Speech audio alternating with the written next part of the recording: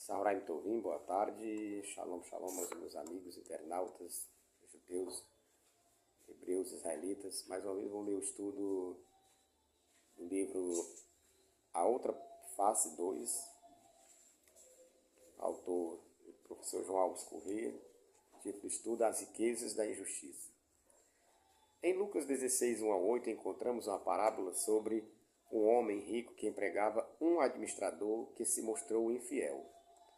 Ameaçado de ser demitido de sua posição, esse administrador chama cada um dos devedores do seu senhor e lhes diminui indevidamente as respectivas dívidas. Por este meio, ele procurou conquistar a amizade dos devedores para que no futuro, ao ser ele efetivamente demitido, estes o recebessem em suas casas. Verso 4. Ou seja, para que quando caísse em desgraça diante do seu patrão, os seus amigos a quem ele tinha favorecido indevidamente pudessem ajudá-lo a manter seu sustento e sua condição social. Ao explicar a parábola, lemos o seguinte que Jesus teria afirmado: E eu aconselho que vocês façam amigos por meio das riquezas de origem injusta, para que quando vocês não tenham mais nada, esses amigos possam receber vocês nos tabernáculos eternos. Verso 9. Muitos têm falado sobre esta estranha parábola e seu sentido, e é admitidamente uma narrativa difícil de ser explicada até mesmo entre os estudiosos da teologia cristã. Há quem diga que aqui Jesus estaria meramente elogiando a esperteza do administrador infiel, que, pensando sobre seu futuro, tentou usar de sagacidade ao beneficiar os devedores do seu patrão com desconto ilícito em suas dívidas. E que isto sim, esta sagacidade e esperteza deveria ser também usada pelos seus discípulos. Eles deveriam estar tão preocupados e empenhados em seu futuro no céu, quanto o administrador estava com seu futuro na terra. Mas que tipo de sagacidade e esperteza recomendável poderia ser esta, que pelo menos na narrativa é derivada da injustiça e do roubo?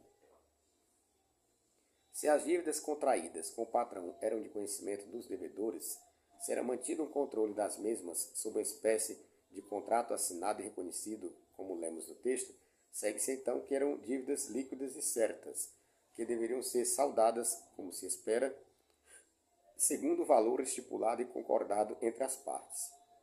O que o administrador fez não tem outro nome a não ser roubo, uma nítida e escancarada desonestidade, implicitamente em benefício próprio. Certamente o administrador da parábola é chamado de infiel, devido ao fato de ter sido já antes acusado de dissipar os bens do seu patrão. Confira Lucas 16, 1.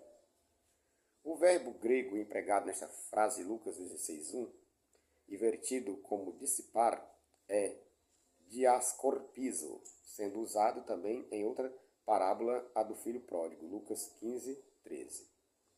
O termo significa fazer mau uso, ou consumir desordenadamente. Daí que poderíamos pensar que o administrador teria sido meramente incompetente para o trabalho. Mas não é este o caso.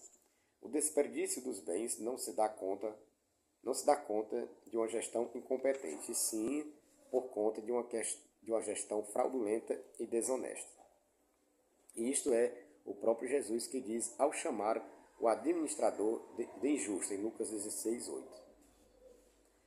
Aqui o termo empregado é adikias, que significa literalmente algo sem justiça. Assim, se o administrador foi chamado de injusto, é sinal que estaria sendo desonesto em suas práticas relacionadas aos bens do seu senhor. E depois de denunciado, não corrige seus atos, mas antes piora sua condição ao tentar garantir um futuro para si, dilapidando o patrimônio e as finanças do seu empregador, diminuindo os valores a receber do que as pessoas deviam ao seu patrão. Desta forma, como poderíamos recomendar tal atitude como sendo algo justo e aceitável, ainda que seja apenas para louvar a sagacidade e a esperteza daquele administrador? Se a lição a ser transmitida era essa, a parábola é absolutamente imprópria para ensiná-la. Ela contém elementos nada recomendáveis. Não há louvor algum na injustiça, e tampouco existe valor em atos reprováveis, e os mesmos não poderiam ou não deveriam ser usados como modelo para nada.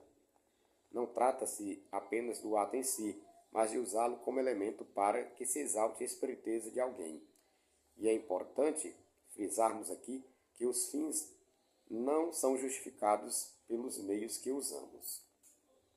Se desejarmos transmitir uma lição positiva, ou se desejarmos passar adiante valores retos e justos, como poderíamos usar um personagem desonesto e reprovável como modelo desta esperteza ou dessa prudência?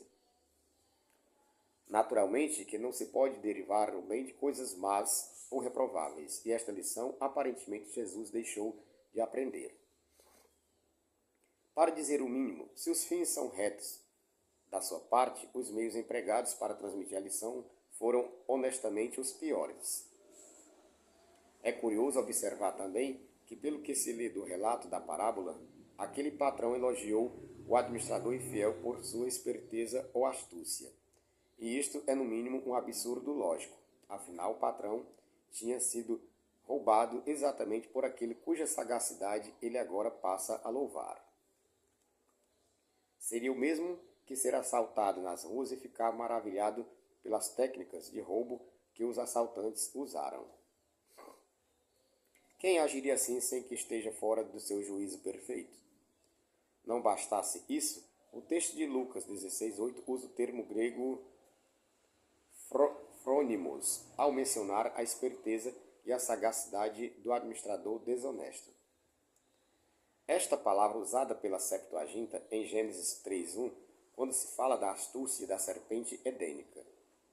E é muito notório que esta astúcia, segundo se acredita, independente da forma que se interprete Gênesis 3:1, foi usada para induzir as pessoas ao erro.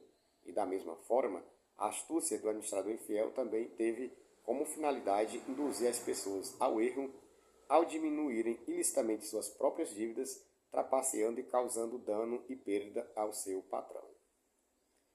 Agora, só precisamos saber como ou de que forma uma astúcia que induza as pessoas ao erro e à desonestidade pode ser empregada de forma lícita como uma boa lição.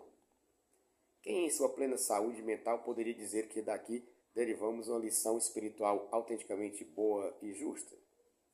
Assim, em Lucas 16:9, Jesus nos dá uma estranha recomendação. Eu aconselho que vocês façam amigos por meio das riquezas de origem injusta, para que quando vocês não tenham mais nada, esses amigos possam receber vocês nos tabernáculos eternos. Verso 9. E o que isto significa? Não há outra interpretação senão esta. Conquistem amigos fazendo uso de recursos injustos, para que quando você não tiver mais nada, esses amigos possam te recompensar. Este ensino deve ter parecido bastante escandaloso até mesmo para os fariseus, que são odiados pelos autores do Novo Testamento. E o que mais pode causar estranheza é o uso desses recursos indignos e injustos para que a pessoa possa receber uma eventual salvação em conformidade com a crença cristã, uma vez que é conhecida a fórmula ortodoxa no cristianismo que tais dons espirituais não se adquirem pelas obras, ou seja, por meio do que quer que você faça. Assim, usar de recursos para adquirir uma posição numa fé que prega a graça e o favor imerecido da parte de Deus é, no mínimo, uma estrondosa contradição. E para piorar, as coisas ficam ainda mais estranhas quando se diz que a procedência desses recursos pode ser duvidosa. E mesmo assim, quem procede desta forma não só é orientado a continuar agindo assim, como também é elogiado quando o faz. Deus não justifica o ímpio e abomina quem assim procede. Provérbios 17:15. Jesus, ao recomendar a astúcia do administrador infiel, dá margem a que se entenda que seus ensinos, em grande parte, contradizem a orientação da Torá, a lei divina.